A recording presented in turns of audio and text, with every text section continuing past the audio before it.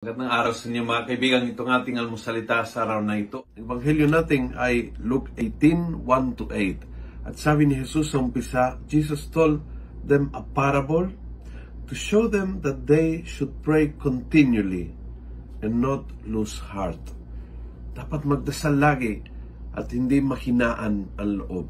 And the first reading, I highly recommend na basahin nyo ang first reading.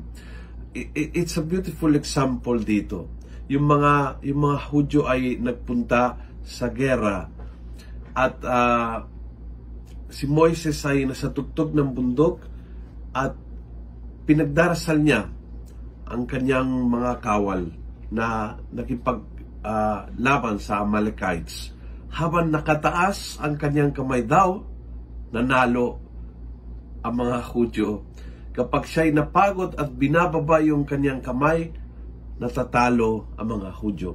I think ito ay isang talinghaga na nangyari sa buhay natin.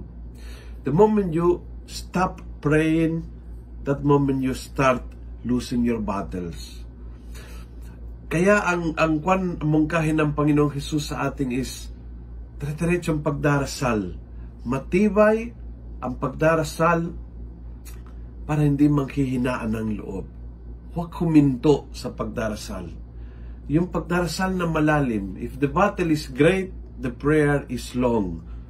Kailangan mo, yun po yung ating kapit sa Panginoon. Nangyayari ito kapag tayo ay nagdarasal. Kapag may panahon na umupo ka, pumikit ka, you raise your hands and pray with all your heart.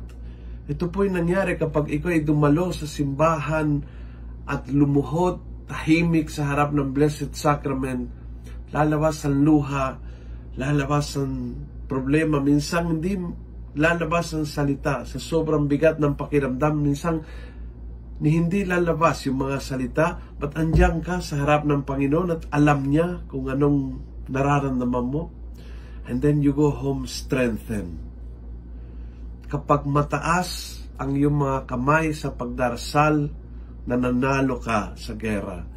Pero kapag sumuko ka na at unti-unti binababa ang iyong mga kamay, you are giving up not only in prayer, you are losing your battles.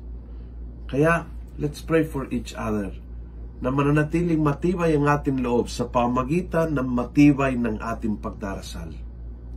Kung nagustuhan mo ang video ito, pass it on.